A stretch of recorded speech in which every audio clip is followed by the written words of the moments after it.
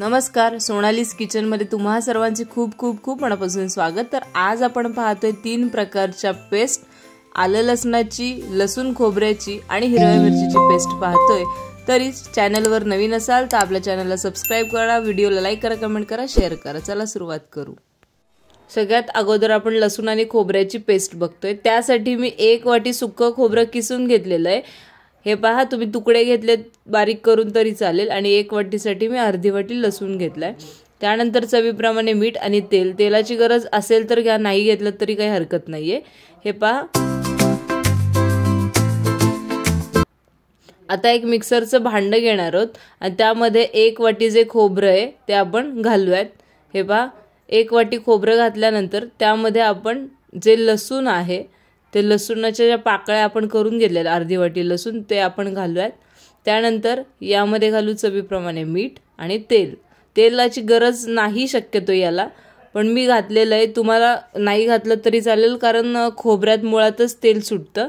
त्यामुळे हे पहा, छान असं आपल्याला मिक्सरला ऑन ऑफ करत छान अशी पेस्ट करून घ्यायची याप्रमाणे। हे पहा, आपलं जे लसूण खोबऱ्याचं हे वाटण आहे म्हणजे पेस्ट ही तयार झालेली आहे। सुक्या भाज्यांना किंवा आपण ग्रेव्हीच्या सुक्या भाज्या ज्याला जास्त ग्रेव्ही घालत नाही अशा भाज्यांना सुद्धा हे एकदम बेस्ट आहे, चवही खूप छान लागते। हे पहा, तयार झालेले लसूण खोबऱ्याचं वाटण। दुसरं म्हणजे आपण करणार आहोत आता आलं लसूण पेस्ट। त्यासाठी मी 1 वाटी लसूण घेतलेला इथे छान। 1 वाटी लसणासाठी इथे आपण अर्धी वाटी आल्याचे तुकडे घेतलेले। हे पहा, छान असं स्वच्छ धुवून बारीक चिरून घेतले आणि त्याचसाठी चवीप्रमाणे मीठ आणि तेल घेतलेले। सगळ्यात अगोदर मिक्सरचं भांड घ्यायचंय आणि त्यामध्ये आपण आल्याचे तुकडे घालूयात। म्हणजे जे अर्धी वाटी आपण आलं घेतलं होतं छान असं स्वच्छ धुवून बारीक चिरून ते घालू। मग आपण 1 वाटी त्याच्यामध्ये लसूण घातलेला आहे। हे पहा, लसूणही पूर्ण घालून घेऊ याच्यामध्ये आणि त्यानंतर यामध्येच आपल्याला चवीप्रमाणे मीठ घालायचे। हे पहा, त्यानंतर लागेल तेल। तुम्ही अगोदर फिरवून मग बारीक झाल्यावर मग नंतर हे घातलं तरी काही हरकत नाहीये।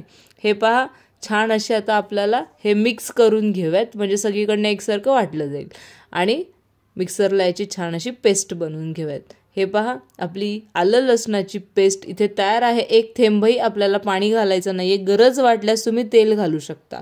आता ही जी पेस्ट आहे इथे तयार झाली आहे छान अशी। आता ही आपण वाटीमध्ये काढून घेऊयात। हे पहा, प्रत्येक भाजीची लज्जत वाढवायला आलं लसूण पेस्ट एकच नंबर असते बरं का। आता तिसरी म्हणजे हिरव्या मिरचीची पेस्ट पाहतोय।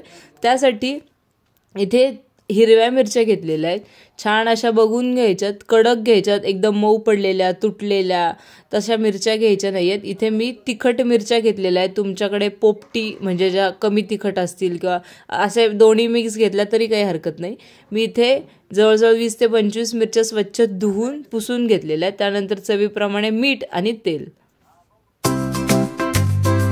सर्वप्रथम मिक्सरचं भांड घेऊयात आणि ह्या ज्या मिरच्या आपण घेतलेल्या आहेत ह्यामध्ये असे आम्ही तोडून घेते।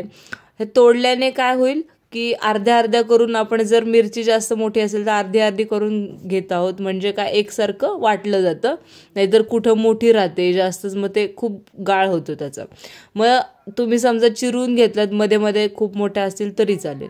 हे पहा, इथे आपल्या ज्या मिरच्या आहेत ह्या छान अशा तोडून झाल्या, म्हणजे आपण घेतलेल्या आहेत। त्यानंतर चवीप्रमाणे मीठ आणि तेल घालू आणि याची मिक्सरला छान अशी पेस्ट करून घेऊयात। हे पहा, इथे आपली हिरव्या मिरचीची, फक्त हिरव्या मिरचीची पेस्ट तयार आहे।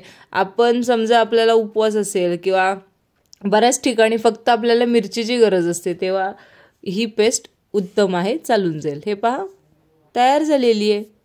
तर इथे तुम्ही पाहू शकता आपली आलं लसणाची पेस्ट, लसूण खोबऱ्याची पेस्ट आणि हिरव्या मिरचीची पेस्ट अगदी सोप्या पद्धतीने इथे तयार झालेली आहे। गृहिणींसाठी अगदी उत्तम, हाताशी असेल तर स्वयंपाकही अगदी पटकन होऊन जातो। तर आपला हा व्हिडिओ आवडला असेल तर व्हिडिओला नक्की लाईक करा, कमेंट करायला विसरू नका की हा व्हिडिओ तुम्हाला कसा वाटला। आणि हो, आपल्या अशा छान छान रेसिपीची जी लिंक आहे ती डिस्क्रिप्शनमध्ये देतच आहे, ती सुद्धा चेक करा, त्यासुद्धा रेसिपी ट्राय करा। व्हिडिओ शेवटपर्यंत पाहिल्याबद्दल खूप खूप धन्यवाद।